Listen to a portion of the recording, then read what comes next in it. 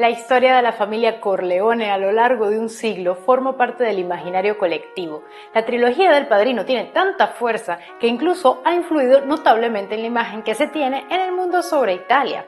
Si no has visto esta saga o si te pasó como a mí, que cuando era más joven la viste y dijiste está bien, pero no es para tanto, te invito a que la veas varias veces, porque es sin duda una de las mejores sagas jamás rodadas, incluso aunque la tercera no sea tan buena. Pero es que la primera y la segunda son tan grandes que compensan todos los fallos de la última. De hecho, tras volverla a ver, creo que en el fondo El Padrino es una tetralogía más que una trilogía. La segunda parte, que cuenta por un lado el devenir de Michael como padrino, alternándolo con los orígenes de su padre, Vito Corleone, hacen de esta entrega un extraño híbrido entre precuela y secuela. Con sus más de 3 horas de duración, hoy en día esta película en particular probablemente se habría entregado en 2 partes. Este video, por cierto, ha sido a solicitud de nuestro mecenas Milton Guerrero. Si quieres que analicemos o critiquemos alguna película y saga que te parezca interesante, puedes unirte a nuestro Contribui. Encuentras el enlace en la descripción. Cuando pensamos en El Padrino, pensamos en mafia, pero no nos equivoquemos, El Padrino no es solo una historia sobre mafia, o al menos, creo yo, ese no es su tema principal. El trasfondo mafioso de la cinta, aunque se haya convertido en el elemento más conocido de la misma, no eclipsa, para el que sabe verlo, temas más relevantes para la historia. El Padrino es una historia familiar y especialmente una historia sobre esperanza americana y redención cristiana. La grandeza de su historia y de sus personajes radica en sus terribles contrastes, en sus humanas contradicciones y en el enorme peso que deben soportar para abrirse paso en la vida. La primera parte, estrenada en 1972, fue un éxito totalmente inesperado para sus realizadores. Según contó Coppola, en la víspera del inicio del rodaje, la novela de Mario Puzo, en la que se basa la película, se convirtió en un bestseller. A partir de ese momento, la confianza en el entonces joven e inexperto director se resquebrajó, pues el estudio cayó en cuenta del filón que tenían entre manos. Las decisiones de Coppola fueron entonces constantemente cuestionadas. Estuvo a punto de ser despedido varias veces y soportó enormes presiones de parte de los productores para que se deshiciera de Al Pacino, en quien no veían un Michael Corleone creíble. Afortunadamente para todos, Coppola pudo llevar adelante su visión y callar unas cuantas bocas. Hoy, El Padrino 1 es considerada por muchos expertos la mejor película de todos los tiempos. Inclusive, el mítico Stanley Kubrick llegó a decir que posiblemente lo era y que sin duda tenía el mejor casting jamás hecho. Y esto es esencial, las interpretaciones son impecables en las primeras 2 cintas. Creo que la tercera no es una mala película, pero en esta en particular a Coppola se le fue de las manos el melodrama, y eso llega a perjudicar a los actores en varias ocasiones. Pero volviendo al Padrino 1, hablemos de los actores secundarios. Todos sabemos que Brando y Pacino se roban el show y sus actuaciones son legendarias. Pero los personajes secundarios hacen un trabajo tan excepcional que sería una injusticia no darles el mérito que merecen. Un ejemplo es la escena en la que Vito Corleone sufre un atentado, justo ante los ojos de un indefenso Fredo. Como ya sabemos, Fredo es el segundo hermano de los Corleone y no el más espabilado de ellos. Recordemos que en la primera entrega la presencia de Fredo en la historia es mucho menor que en la segunda, pero en la escena mencionada el actor John Cazale hace un trabajo excepcional mostrando cuán vulnerable es su personaje, que incapaz de detener el atentado contra su padre, se transfigura de hombre adulto a niño indefenso, totalmente desbordado por la situación. Pone los pelos de punta. Otra gran escena a nivel interpretativo es cuando Tom le da la noticia a Vito de que Sonny ha sido asesinado. Aquí no solo brillan las interpretaciones, tanto de Marlon Brando como de Robert Duvall, también el guión y la dirección. En una película promedio, el director o el guionista quizás habría resuelto todo de una forma mucho más directa. Aquí, las pausas, los silencios y los rodeos que dan los personajes ayudan a construir una tensión dramática difícil de soportar. No solo recibir una noticia tan dolorosa es duro, darla también es una de las experiencias más difíciles de afrontar en la vida. De hecho, en esta escena, Tom le dice a Vito que no ha sido él quien le ha dado la noticia a la madre de los Corleone, como si no quisiera cargar con la culpa de haberle infligido tal dolor. Estas pequeñas sutilezas del guión son en realidad las que lo hacen un gran guión.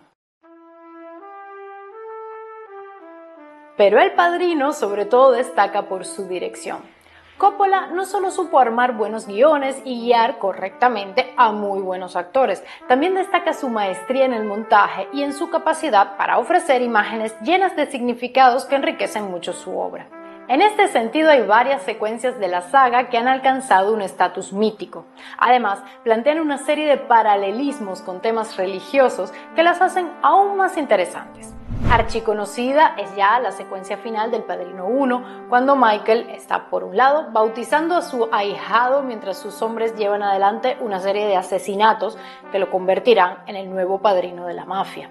En la ceremonia dice rechazar a Satanás, dice creer en Cristo, mientras un puñado de personas bajo sus órdenes perpetran crímenes espantosos. Crímenes que la Iglesia considera pecados mortales, que perderán su alma y las de sus hombres. Mientras en el rito católico el padrino es quien debe garantizar y procurar que el bautizado cumpla con sus obligaciones cristianas, en este sangriento bautizo mafioso, Michael se convierte en la figura que acoge a los criminales bajo su protección y sus órdenes.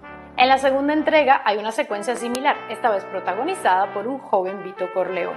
Una vez más, Coppola hace uso del montaje paralelo y establece una conexión entre rito religioso y crimen. Vito Corleone ha decidido que asesinará a Don Fanucci, el mafioso local que intenta extorsionarlo. Para ello sigue desde la azotea de los edificios a Fanucci, mientras este deambula por una procesión en Semana Santa. Hay varios detalles interesantes en la secuencia.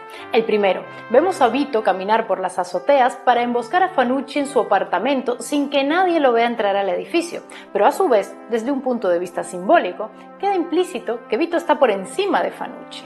Será un padrino con mucha más visión y llegará mucho más alto que Fanucci, un matón de poca monta. La segunda cuestión interesante es cómo los dos hombres marchan en dirección contraria a la procesión. Es decir, el camino de vida que han elegido va en contra del camino señalado por Cristo. Por último, cuando Vito finalmente le dispara a Fanucci con un revólver envuelto en una toalla, esta se prende en fuego por el calor desprendido por el disparo, pero a su vez se sugiere que Vito ha condenado su alma, simbolizando esas llamas el fuego del infierno. Tanto la secuencia protagonizada por Michael como la que protagoniza Vito se establecen como rituales de iniciación criminal que convierten a padre e hijo en padrinos. Sin embargo, tanto Vito como Michael son personajes que a pesar de sus crímenes desean salvar sus almas, o al menos las de sus seres queridos. En El Padrino 1 lo vemos cuando Michael y Vito conversan y el padre le dice al hijo que su sueño, en el fondo, era darle a su familia una vida normal. Vito le abre su corazón a Michael, explicándole que quería que él tuviera una vida diferente, que su plan era que alcanzara poder y respeto por vías socialmente aceptadas, para que finalmente los Corleone fueran enteramente respetables. De esta manera se nos dice que aunque Vito fuera un criminal, sabía que obraba mal y que más allá del poder, lo que quería era darle bienestar a su familia. En cierta forma veía su modo de vida como un sacrificio que hacía por los suyos, pues en el fondo sabe que su alma está condenada, pero sueña con que al menos la de su hijo menor no lo esté. En el caso de Michael, vemos en la segunda entrega cómo una serie de complots en su contra terminan nublando su juicio y haciéndole olvidar lo que su padre siempre tuvo claro: la familia es lo primero. Es más importante que el poder, el honor e incluso que Dios. A través de varias decisiones monstruosas, Michael acaba destruyendo su propia familia, convencido de que todo lo que hace lo hace para protegerla. En el fondo, el personaje de Michael siempre ha sido en cierta forma un individualista. En una de las últimas escenas de la cinta vemos un flashback que nos lleva al día en el que Michael anuncia a sus hermanos que se ha alistado en el ejército para pelear en la Segunda Guerra Mundial. Su hermano Sonny le reprende, diciéndole que la vida solo debe sacrificarse por la familia y no por la nación. En el momento en el que todos salen a recibir a Vito, Michael se queda solo en la mesa. Su tragedia en ese momento y luego en el futuro es que ni él ni su familia se entienden del todo a pesar de quererse. Al haber sido criado al margen de las acciones criminales de los Corleone, Michael no tuvo un vínculo tan estrecho con los suyos. Cuando se convierte en padrino, ese vínculo más débil que el que tenía Vito con su familia es lo que precipita la tragedia de Michael, quien acaba confundiendo el bienestar de su familia con su propia necesidad de poder y respeto. En la tercera entrega vemos cómo Michael intenta llevar a cabo el sueño de su padre, darle a los Corleone un estatus legal y a la vez salvar su propia alma. El peso de la religión en El Padrino 3 es mucho mayor que en sus predecesoras.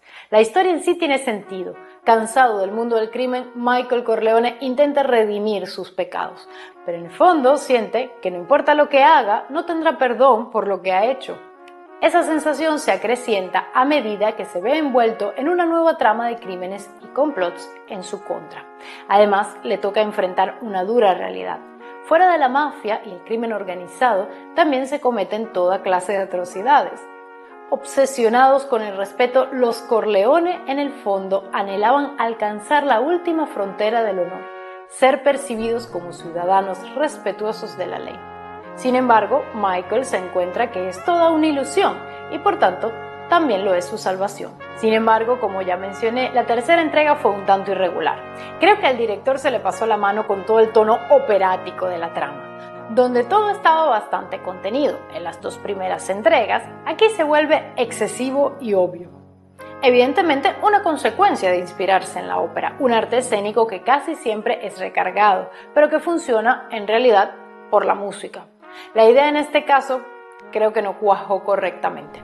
Otro fallo que creo que tiene la saga es su aproximación a la cultura italiana. En realidad no es tanto un fallo de la película, sino de la lectura que suele hacerse de ella. Como comenté al principio, El Padrino ha sido en gran medida responsable de la imagen que se tiene de los italianos en el mundo. El cliché más obvio y necio que reforzó El Padrino es que todos los italianos tenemos un primo mafioso.